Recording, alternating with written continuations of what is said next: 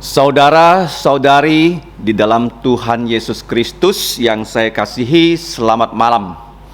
Mari kita membaca dua ayat dari pembacaan yang tadi sudah kita baca, firman Tuhan dari Injil Markus 15 ayat 27-28. Markus 15 ayat 27 dan 28, demikianlah bunyi firman Tuhan. Bersama-sama dengan Dia, Yesus Kristus, disalibkan dua orang penyamun, seorang di sebelah kanannya dan seorang di sebelah kirinya. Demikian genaplah nas Alkitab yang berbunyi, Ia akan terhitung di antara orang-orang durhaka. Mari kita berdoa. Bapa, kami telah diberi kesempatan untuk membaca firman-Mu karena kami adalah anak-anak-Mu di dalam Tuhan Yesus. Tetapi tanpa pertolongan Roh-Mu yang kudus, kami tidak mungkin memahami firman-Mu. Berikanlah kami pengertian, berikanlah kami juga kekuatan untuk melaksanakan dan menjadi saksi untuk firman-Mu. Demikian doa kami ya Bapa, ampunilah dosa kami. Di dalam nama Tuhan Yesus kami mengucap terima kasih dan berdoa. Amin. Nah, Tuhan Yesus rela mati di atas kayu salib demi menanggung semua dosa-dosa kita. Nah, kita tadi sudah membaca bagaimana Tuhan Yesus disalibkan sebagai peristiwa yang paling kelam dalam sejarah umat manusia, di mana Tuhan Yesus sudah diadili 6 kali. Dan orang-orang Yahudi mengadili Yesus 3 kali. Mereka karena iri, benci dengan Yesus, mereka menghukum mati Tuhan Yesus. Tetapi mereka tidak punya hak untuk menghukum mati orang di zamannya kerajaan Roma. Sebelumnya bisa. Orang Yahudi kalau menghukum mati manusia hanya dengan satu cara, yaitu melempari orang itu dengan batu, bukan dengan cara disalib. Tetapi kenapa Yesus mati dengan disalib? Itu adalah cara negara Roma menghukum kriminal-kriminal yang ada di negara Roma secara terang-terangan. Kalau zaman sekarang kita melihat hukuman mati pasti dilaksanakan dengan diam-diam. Tengah malam orang ditembak, dan yang menembak itu banyak memegang senjata, tapi hanya ada satu senjata yang punya peluru, dan orang yang punya peluru tidak tahu bahwa senjatanya punya peluru. Pas kena jantungnya, dokter akan periksa, beberapa menit kemudian orang itu mati. Tapi kalau kita lihat di sini, Yesus disalib di jam 9 pagi. Nah, waktu Yesus sudah diadili 3 kali oleh orang Yahudi, karena sentimen mereka menghukum mati Yesus dengan menuduh Yesus bahwa Yesus menghujat Allah dengan mengaku dirinya adalah putra Allah, dan diserahkan kepada Pilatus. Pilatus mengadili Yesus, tidak menemukan satupun kesalahan Yesus. Bahkan Pilatus itu penasaran juga, dia serahkan kepada musuhnya, lawannya, Raja Herodes, untuk mengadili Yesus, dan Herodes pun tidak menemukan kesalahan Tuhan Yesus. Dikembalikan kepada Pilatus. Pilatus pun ya pada saat-saat terakhir dia menerima yaitu nota dari istrinya. Engkau itu tidak boleh sembarangan kepada orang benar ini. Tadi malam ya saya tidak bisa tidur karena orang benar ini. Itu dari catatan istri Pontius Pilatus yang kita tidak tahu siapa namanya. Pilatus berusaha keras membebaskan Yesus, tapi orang Yahudi bersikeras, kamu jangan bebaskan Yesus karena dia mau memberontak. Dia mau menjadi raja orang Yahudi. Kalau kamu membebaskan Yesus, kamu akan melawan kaisar. Ini bahasa politik. Bahasa politik itu paling bahaya. Seperti pilkada di Jakarta, orang termakan bahasa politik, sehingga Ahok gagal menjadi gubernur. Nah, kalau kita lihat waktu Pilatus ingin melepaskan Yesus, karena peristiwa Paskah mereka harus ya mendapatkan seorang kriminal dilepaskan. Tapi orang Yahudi mereka memilih membebaskan Yesus Barabas. Namanya juga sama lu, Yesus lu. Tapi Yesus yang ini yang disalibkan bukan Yesus Barabas, tapi Yesus Kristus. Mereka bilang kepada Pilatus, "Tidak apa-apa, salibkan dia." Sebelumnya orang di Yerusalem selalu berseru, "Hosana, Hosana, Hosana." Waktu Yesus masuk ke Yerusalem di hari Minggu, ini di hari Jumat, hari ke-6. Yesus disalib di hari ke-6 karena manusia diciptakan pada hari ke-6. Putra Allah menjadi putra manusia. Yesus namanya Adam yang terakhir. Dia mewakili kita menjalankan seluruh hukum Taurat tanpa cacat dan celah.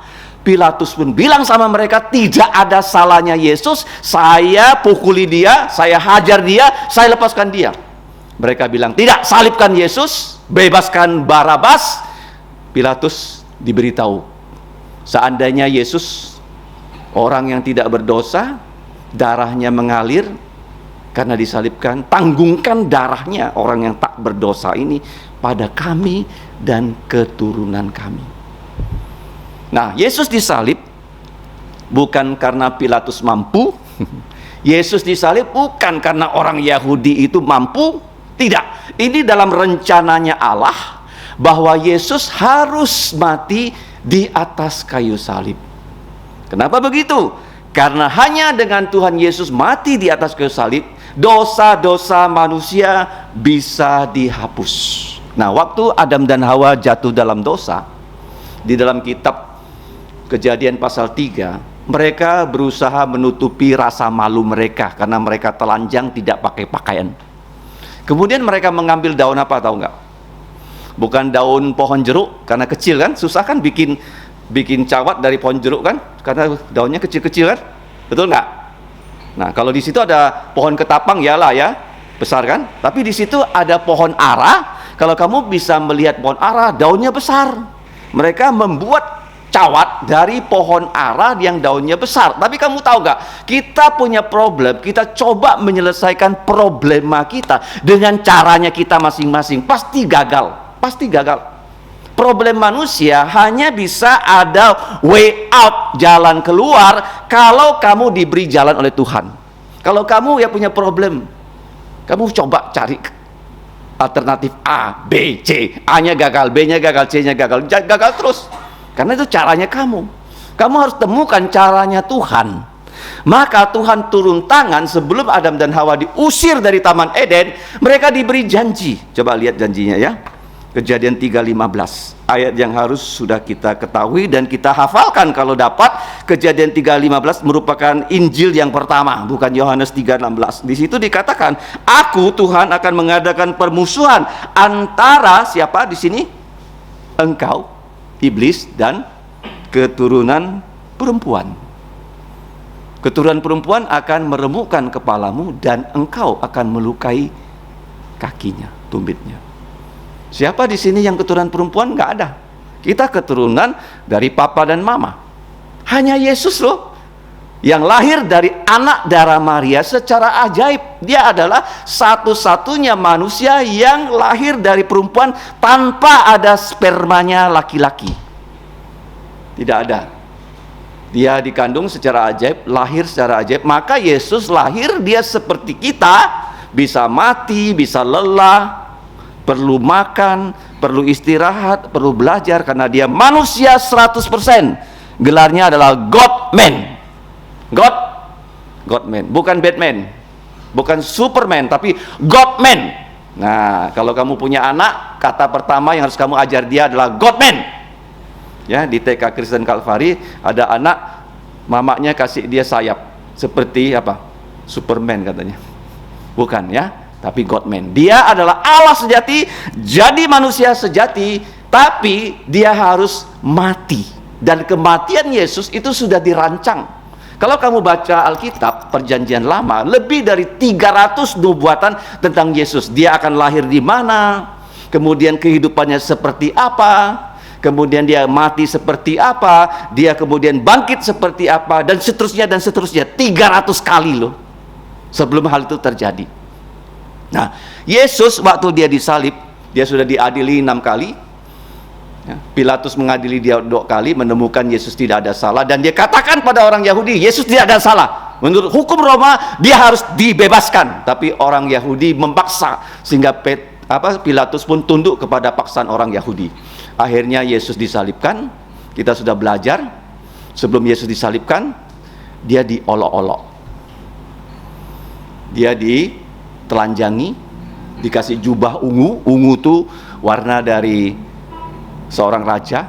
Kemudian matanya ditutup, dia dipukul, ditanya, siapa yang memukul kamu? Kalau kamu memang Allah, kamu pasti tahu siapa yang memukul kamu. Yesus diam loh. Kemudian dia dibawa untuk disalibkan. Nah sekarang, tentara mana mau memikul salib Yesus, betul nggak? Tentara menyuruh Yesus memikul salibnya. Jadi waktu Yesus memikul salib, karena dia sudah dihajar babak belur, dia sudah tidak kuat loh. Dia memikul dengan terseok-seok. Nah orang Roma ini kan mau cepat kerjakan ya tugasnya, supaya Yesus cepat disalib, cepat mati. Tapi Yesus jalannya lambat. Mereka melihat ada seorang yang datang dari luar kota ke kota Yerusalem. Yesus sedang keluar dari kota Yerusalem. Orang ini dari luar kota Yerusalem masuk ke kota Yerusalem. Orang ini bernama Simon. Siapa namanya?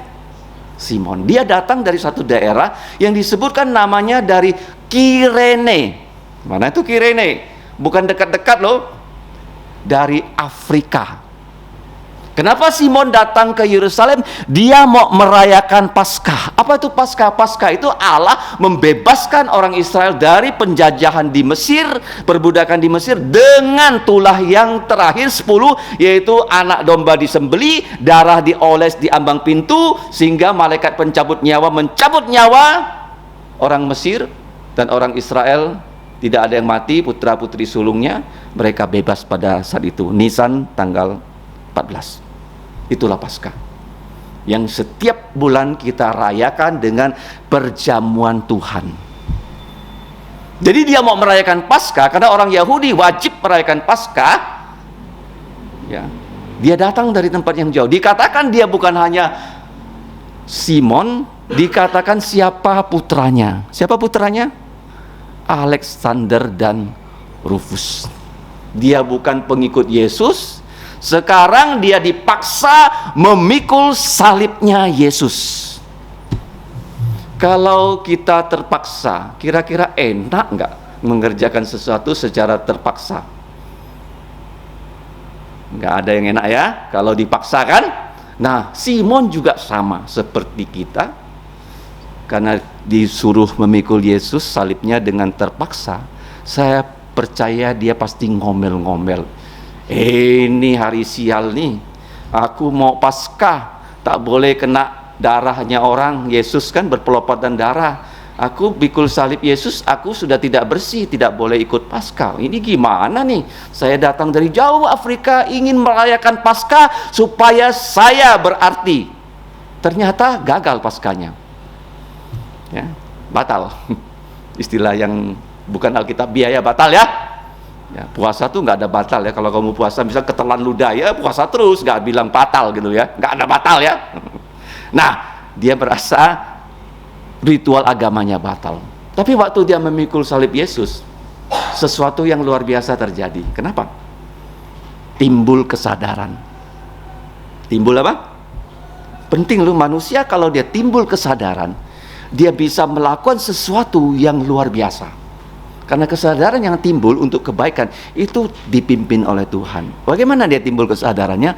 Karena waktu dia memikul salib, Yesus di depan, dia di belakang. Dia pikir memang Yesus memikul salibnya Yesus, dia yang bantu Yesus. Sebenarnya Yesus memikul salib siapa? Salib siapa yang dia pikul? Salibnya kita. Jadi Simon bukan membantu Yesus memikul salib. Sebenarnya Yesus sedang membantu Simon memikul salibnya. Kalau Simon salibnya tidak dipikul Yesus, Yesus tidak mati di atas kayu salib, Simon itu masuk neraka. Kita juga sama loh. Yesus bukan memikul salibnya, tapi salib kita lah yang dipikulnya. Karena dikatakan oleh Alkitab ya, dalam kitab Ulangan. Mari kita baca ya, ini ayat yang penting. Karena ditulis di Perjanjian Lama dan juga diulang di Perjanjian Baru, Ulangan 21-23.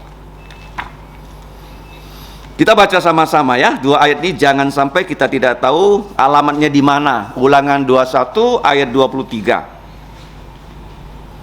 1, 2, 3.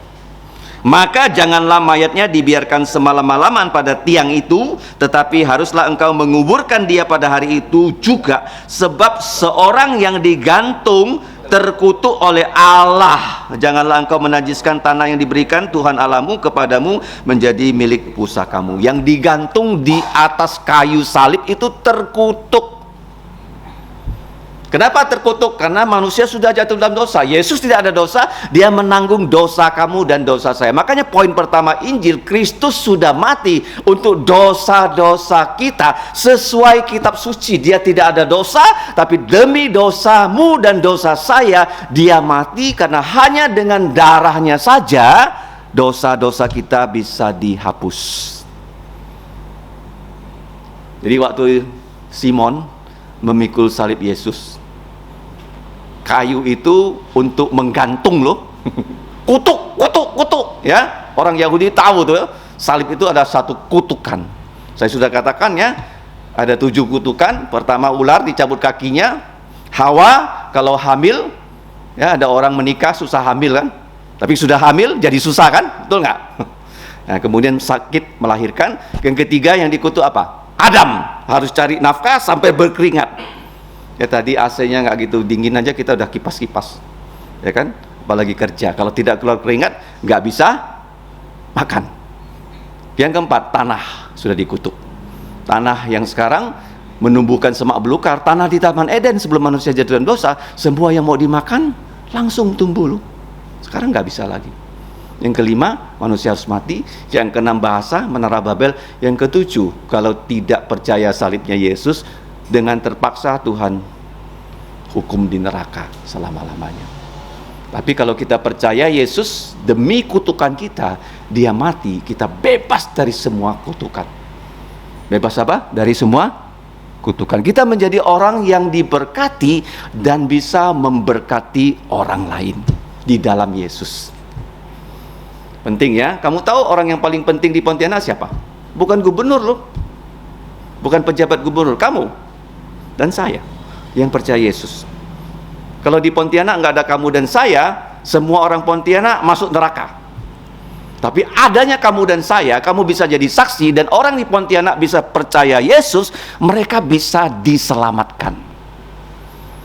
Di mata Tuhan, kita ini anak-anaknya orang paling penting. Makanya dia ingin menjadikan Simon yang sebelumnya belum kenal siapa Yesus, dia tinggal di Afrika. Jadi waktu dia sadar bahwa Yesus yang memikul salibnya, dia akhirnya dikatakan oleh Alkitab, dia percaya Yesus. Mari kita buka ya, kitab Roma 16. Di situ ada salam dalam pasal yang terakhir kepada gereja rumah di kota Roma. Dan kepada mereka Paulus menyampaikan salam kepada seorang yang bernama siapa? Ayat 13. Salam kepada Rufus. Ya. Rufus ini satu pemimpin gereja di Roma, orang pilihan dalam Tuhan, dan salam juga kepada ibunya yang untukku juga adalah ibu. Siapa nih Rufus?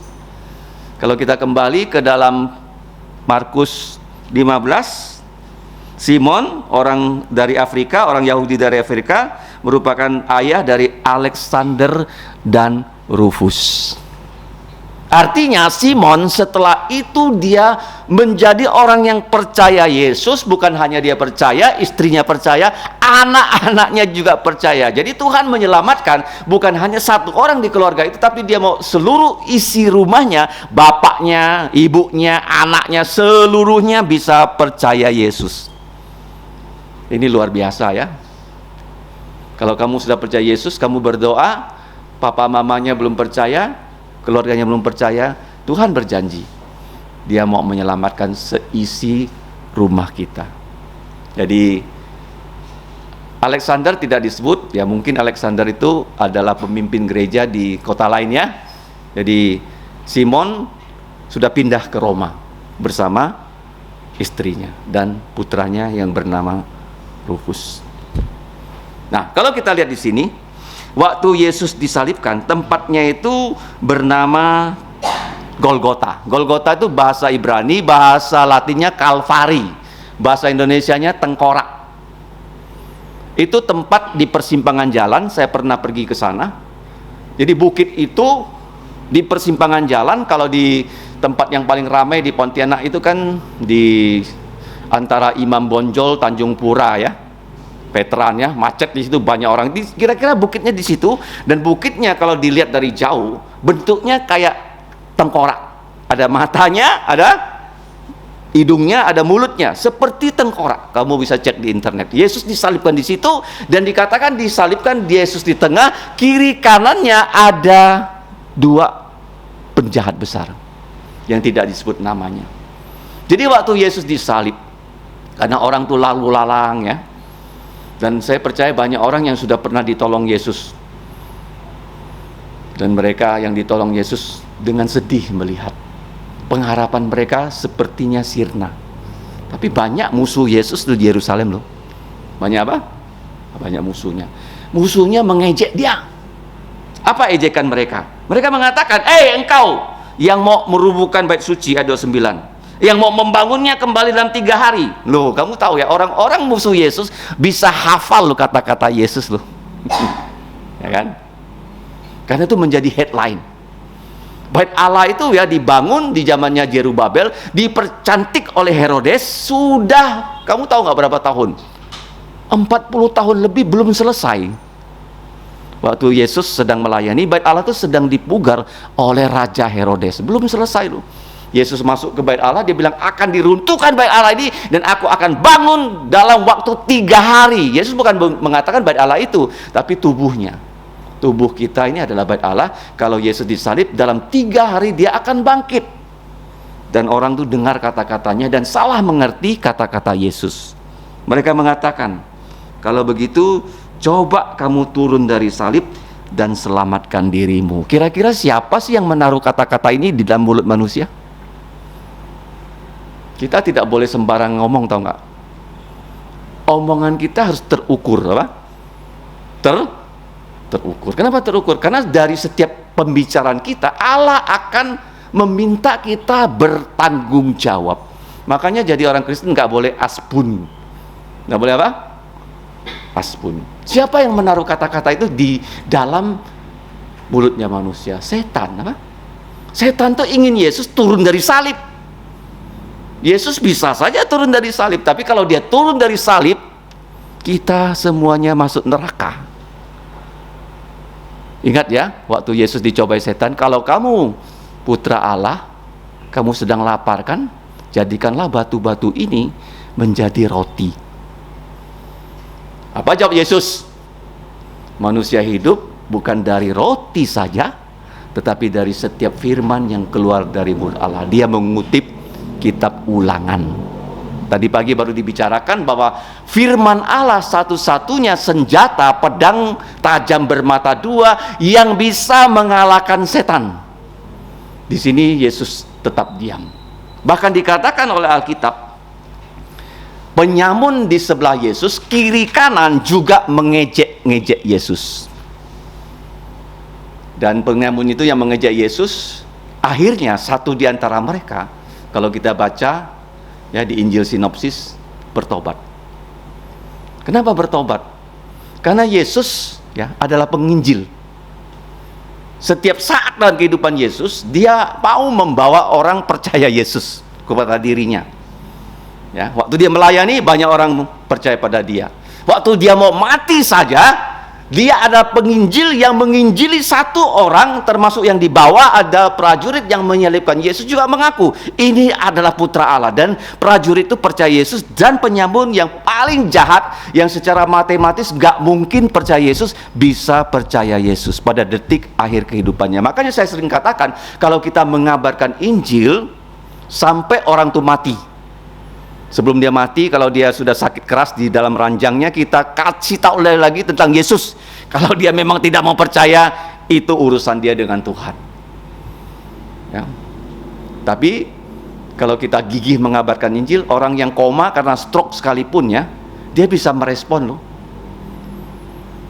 Ada keluarga saya di Jakarta, sebelum dia mati, Dia nggak mau ke gereja, bersikeras tidak mau percaya Yesus. Tetapi setelah dia kena stroke, sebelum dia mati, anaknya kabarkan Injil pada dia.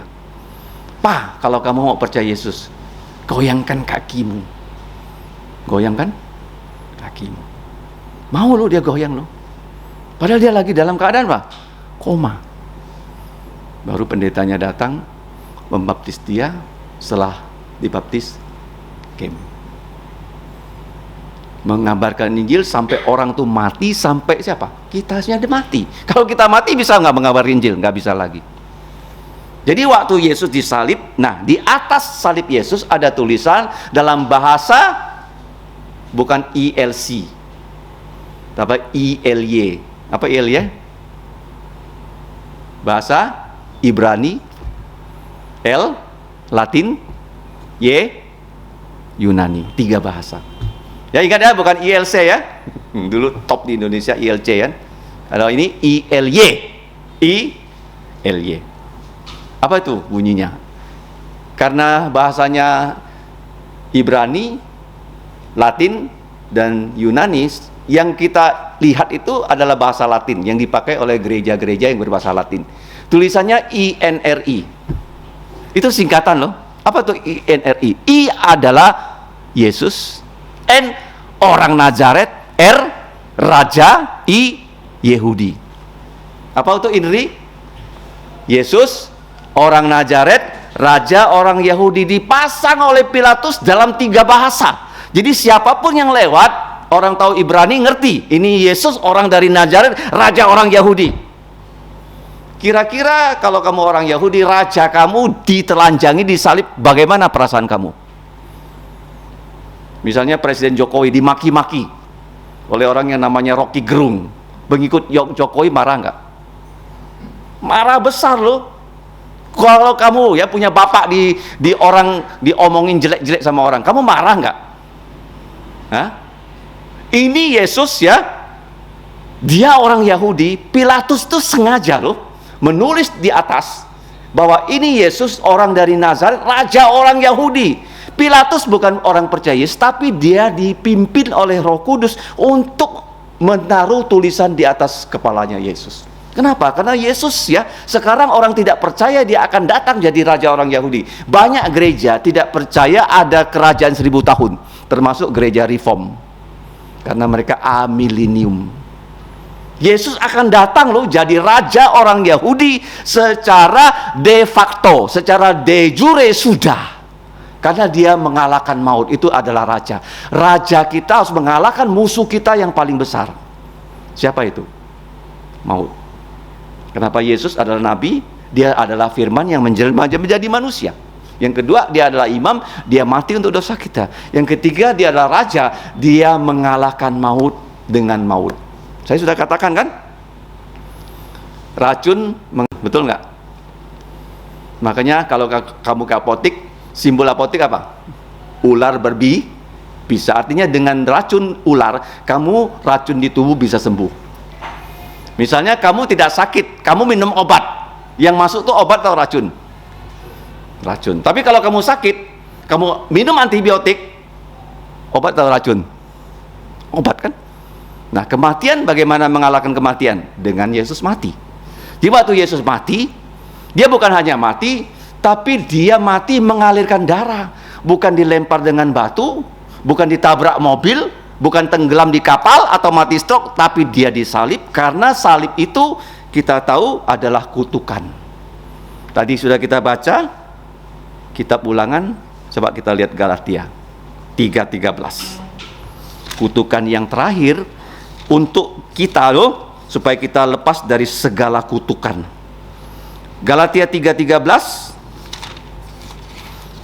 kita baca sama-sama. 3, 2, 1. Kristus telah menebus kita dari kutukan hukum Taurat dengan jalan menjadi kutuk karena kita, sebab ada ditulis, terkutuklah orang yang digantung pada kayu salib. Paham ya? Jadi waktu Yesus disalib, di atasnya ada tulisan INRI, Yesus orang Nazaret, Raja orang Yahudi. Jadi waktu penyambun itu, dua-duanya awal-awalnya sama-sama mengejek Yesus. Baiklah Mesias, Raja Israel, turun dari salib itu, supaya kita melihat dan percaya. Bahkan kedua orang yang disalib bersama-sama dengan Yesus mencela dia juga. Yesus disalib bersama dua penyamun itu sudah ditentukan loh dalam perjanjian lama, dalam kitab Yesaya 53. Tadi saya sudah edarkan 7 ucapan Yesus di atas kayu salib. Yang pertama, waktu dia disalib, dia berdoa. Penting ya, dia menghembuskan nafas terakhir, dia juga berdoa. Di tengah-tengah dia juga berdoa. Ada 7 ucapan. Yang pertama doa, tengah doa, terakhir doa. Penting ya kita berdoa. Kita harus lebih banyak berbicara pada Allah daripada manusia. Kita harus lebih banyak mendengarkan kata-kata Allah daripada mendengarkan kata-kata manusia. Dia berdoa pertama apa? Ya Bapa, ampunilah mereka karena mereka tidak tahu apa yang mereka perbuat. Doa. Ya, begitu datang ke gereja, apa yang kamu lakukan? Duduk dan berdoa. Tengahnya apa? Kalimat keberapa? Ya, 1, 2, 3, 4. Karena ada 7 kan? Doa lagi. Allahku, Allahku, mengapa engkau meninggalkan aku? Terakhir, doa juga. Bapa, ke dalam tanganmu kuserahkan nyawaku. 3 dari ucapan Yesus, 7 ucapan, 3 adalah doa. Ya, tapi setelah itu dia berkata kepada penyamun yang di sebelahnya yang akhirnya sadar akan kesalahannya, dia berkata kepada kawannya, kita dua di sini kalau dihukum mati pantas. Tapi dia, Yesus, dia tidak pantas. Dia bilang sama Yesus, Yesus, kalau engkau datang sebagai raja, ingat akan aku. Apa kata Yesus pada dia? Langsung doanya dijawab, sesungguhnya aku berkata kepadamu, Lukas 23:43, pada hari ini juga kamu akan bersama-samaku di sorga. Artinya orang mati langsung kemana? Perlu nggak kita rayakan 7 harinya? Cocit paknyit, nggak ada. Makanya gereja kita nggak akan entertain loh. 7 hari kebaktian, nggak ada. Kalau mau kebaktian ya kebaktian keluarga. Harinya hari tertentu, bukan hari ke-7. Orang kalau mati, orang kaya yang tidak percaya Yesus langsung dimasukkan ke dalam neraka. Yang percaya Yesus langsung ke sorga. Yesus pun tidak masuk neraka. Ada orang mengatakan, Yesus mati loh, dia ke neraka mau menyelamatkan orang. Enggak. Waktu Yesus mati, Bapa, ke dalam tanganmu kuserahkan nyawaku. Dia sudah langsung di mana? Di Firdaus, karena Yesus mati duluan. Jam 3 dia mati, jam 9 disalib, jam 12 siang gelap sampai jam 3 dia mati. Setelah itu nggak gelap lagi. Waktu dia mati apa yang terjadi? Tirai bait Allah terbelah jadi 2. Tirai bait Allah itu tebal kayak gini loh. Ya, kalau pakai gunting bisa nggak? Kamu kayak fotokopi, tolong gunting ini ya. Orang bilang kau gila. Ya, itu terbelah jadi 2. Kamu tahu nggak tirai bait Allah itu warnanya apa? Ungu dan merah. Dominannya ungu dan kenapa ungu? Raja. Kenapa merah? Darah yang menebus dosa. Jadi itu terbelah ya jadi 2 tirai bait Allah, dan terjadi gempa, kuburan orang percaya terbuka dan tidak gelap lagi.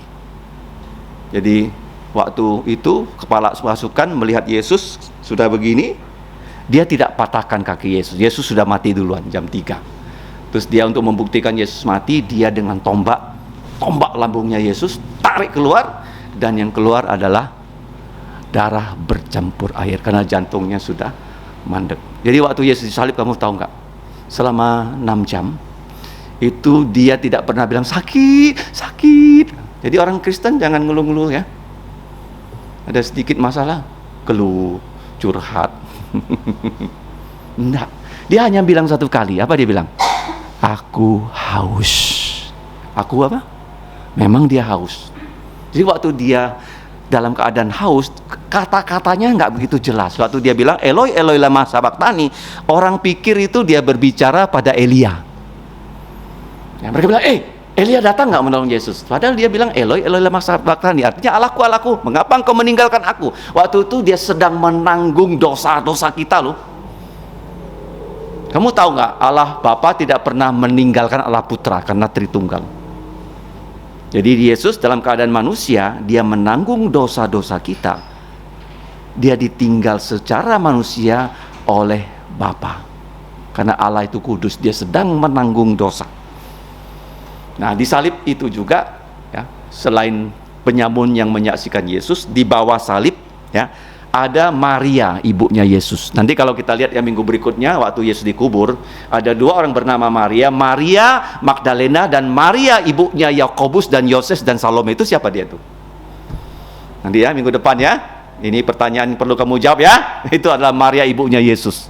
Dia serahkan Maria itu kepada Yohanes, bukan kepada Yakobus, Yoses dan siapa lagi? Yudas. Bukan Simon, tapi kepada Yohanes. Kenapa? Karena di gereja itu bukan nepoisme, bukan hubungan darah yang penting, tapi hubungan rohani. Hubungan apa?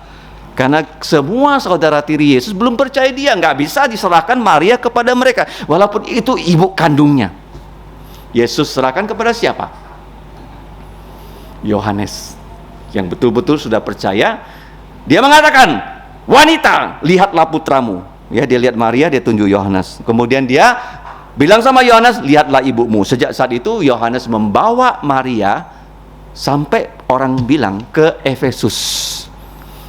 Ya, Maria itu matinya di mana? Efesus. Karena Yohanes menjadi gembala sidang di Efesus setelah Paulus dan Petrus sudah mati. Makanya dia dibuang ke Pulau Patmos dan Tuhan memberikan kita kitab Wahyu. Gembala yang terakhir di kota Efesus adalah Rasul Yohanes. Jadi waktu Yesus ya mengatakan aku haus, dia sungguh-sungguh manusia, dan dikatakan orang ya dalam Injil Markus memberikan dia minum. Apa minuman yang diberikan? Cuka. Cuka itu ya adalah obat seperti penahan sakit. Nah, Yesus tuh waktu dikasih cuka, dia tahu nggak kira-kira yang dikasih cuka? Tahu kan? Tapi dia cicipi loh. Sebagai Allah dia tahu, tapi sebagai manusia untuk menghormati orang yang memberikan dia cuka, dia cicipi. Jadi manusia kadang-kadang nggak gampang ya. Kita harus bisa berdiplomasi ya Pak? Kalau kita nggak bisa berdiplomasi, sering kita akan bertengkar dengan orang. Kenapa? Ya kan? Kalau dia jalan A, kita jalan A, tabrak. Tapi diplomasi, Yesus mencicipinya. Dia menghormati orang yang memberikan dia cuka, tapi begitu dia cicipi, dia tahu itu cuka yang bisa memberikan dia rasa lega, tidak terlalu sakit, dia nggak mau minum. Ya. Tapi dia bilang dia haus. Setelah itu katanya yang keenam apa? Sudah selesai. Ya, kenapa sudah selesai? Pekerjaan menyelamatkan manusia sudah selesai. Jadi kalau kamu ya bisa diselamatkan, kita tidak ada setitik pun perannya, nggak ada. Semuanya adalah hadiah dari Allah. Seperti udara yang kamu hirup. Kamu ada nggak bilang, udara ini ada karena saya membuat udara, ada nggak? Udara ini ada, saya beli ini udara. Nggak ada. Udara itu cuma-cuma, gratis. Nggak seperti aqua yang perlu kita beli, ya, beras yang perlu kita beli, udara gratis. Keselamatan dalam Yesus itu pun tidak ada bisa kita beli. Kita hanya bisa percaya Yesus, dan akhirnya kita bersyukur ya, penyamun di sebelah Yesus, dia percaya Yesus dan diselamatkan. Jadi kita lihat di sini ya, waktu Yesus disalib, berapa orang selamat? Berapa? Simon, satu keluarga. Kemudian penyamun yang sebelumnya tidak percaya menjadi percaya.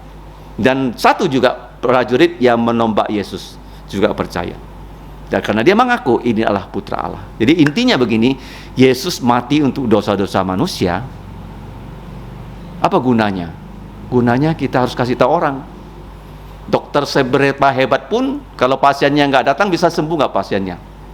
Nggak bisa. Yesus darahnya maha kuasa. Tapi kalau kita tidak kabarkan kepada orang, orang tidak tahu Yesus, dia selama-lamanya binasa. Tapi ya kalau kita kabarkan tentang Yesus, ada orang mau percaya Yesus, seperti tadi Simon, penyamun, dan kepala pasukan, mereka diselamatkan. Kita berharap ya dalam sisa hidup kita di dunia ini, kita mau menjadi orang yang menyaksikan bahwa Yesus disalib bukan karena dia berdosa, tapi demi dosa-dosa kita sesuai dengan kitab suci. Ya, kejadiannya bukan secara kebetulan, tapi sudah Tuhan rencanakan, dan semua rencananya satu persatu dilaksanakan dengan seksama dan sempurna. Mari kita berdoa. Bapa, kami sungguh merasakan anugerah Yesus yang ajaib, kasih-Mu yang besar, sehingga melalui salib Yesus bertemulah dua hal yang tidak pernah akan bertemu kalau tidak ada kasih Yesus, yaitu kasih-Mu dan keadilan-Mu, di mana Engkau secara adil telah menghukum dosa-dosa manusia di atas kayu salib, dan kasih-Mu telah Engkau nyatakan. Dengan demikian, ya Bapa, kami yang sebelumnya adalah musuh-musuh Engkau, dengan darahnya Yesus kami dapat diperdamaikan dengan Engkau. Tolonglah kami ya Bapa untuk menjadi orang yang sungguh-sungguh percaya Yesus, dan menjadi orang yang mau menyaksikan tentang Tuhan Yesus kepada dunia yang sedang binasa. Berbelas kasihanlah kepada kami, supaya melalui kesaksian kami ada orang yang digerakkan Roh Kudus untuk percaya pada Tuhan Yesus. Ampunilah dosa kami, dengarkan doa kami, dalam nama Tuhan Yesus kami mengucap syukur. Amin. Mari kita berdiri. Pujian kita yang terakhir, nomor 134, Kristus hidup. 134, Kristus hidup.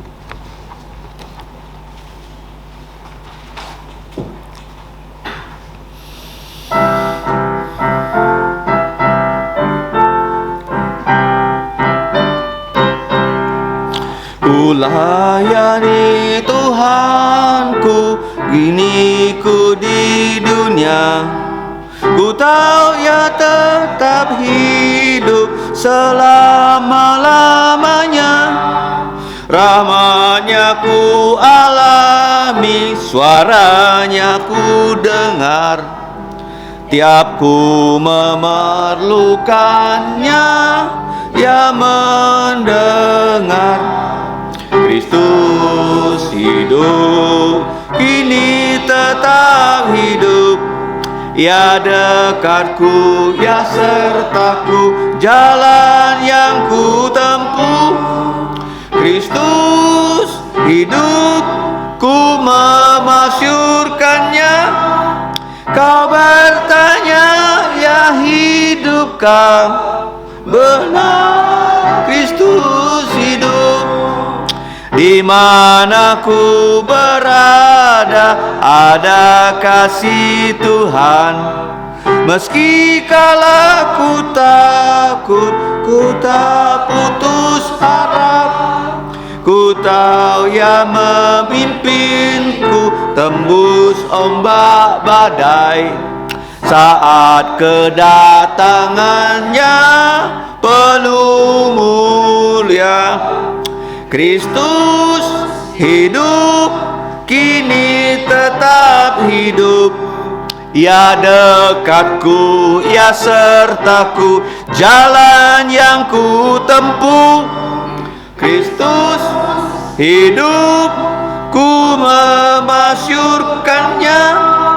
Kau bertanya, ya hidupkah? Benar, Kristus hidup. Umat Tuhan nyanyilah, bersorak memuji, menyanyi haleluya untuk Kristus Raja. Tuhan pengharapanku dan kekuatanku, untuk seorang seperti indah Dia penuh kasih. Kristus hidup, tetap hidup. Ya dekatku, ya sertaku, jalan yang ku tempuh. Kristus hidup, ku memasyurkannya. Kau bertanya, ya hidupkah? Benar, Kristus hidup. Mari kita tutup kebaktian kita dengan doa. Allah Bapa kami, yang adalah pencipta dan penyelamat kami melalui Putra-Mu, Tuhan kami, Yesus Kristus. Pada akhir kebaktian ini, kembali kami mau berterima kasih pada Engkau bahwa Engkau menyediakan untuk kami manusia hari perhentian orang Kristen adalah hari Minggu, hari kebangkitan Yesus dari kematian. Di penghujung hari kami bisa berkebaktian matahari terbenam. Kiranya ya Bapa, kebaktian ini berkenan pada Engkau dan nama-Mu saja yang dimuliakan dan ditinggikan. Kami akan pulang ke rumah kami masing-masing. Kembali kami menyerahkan kehidupan kami ke dalam pimpinan Engkau.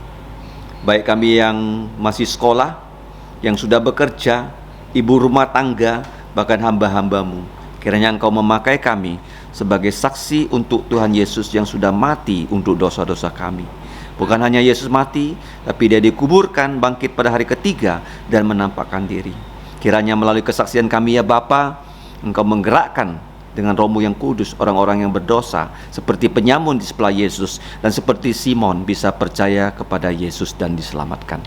Kami juga memerlukan perlindungan Engkau kepada kami ya Bapa, sehingga kami dijauhkan dari segala yang jahat dan mara bahaya. Demikianlah ya Bapa, kami serahkan hidup kami. Kiranya nama-Mu, nama Tuhan Yesus, nama Roh Kudus dimuliakan. Karena Engkaulah yang punya kerajaan dan kuasa dan kemuliaan sampai selama-lamanya. Di dalam nama Tuhan Yesus kami berdoa dan berterima kasih. Amin. Amin.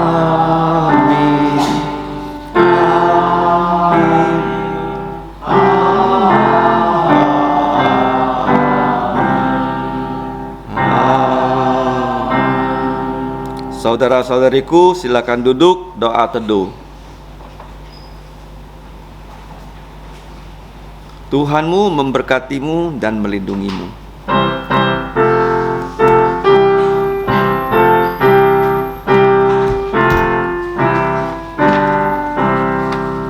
Tuhan memberkatimu. Tuhan melindungi, menyinari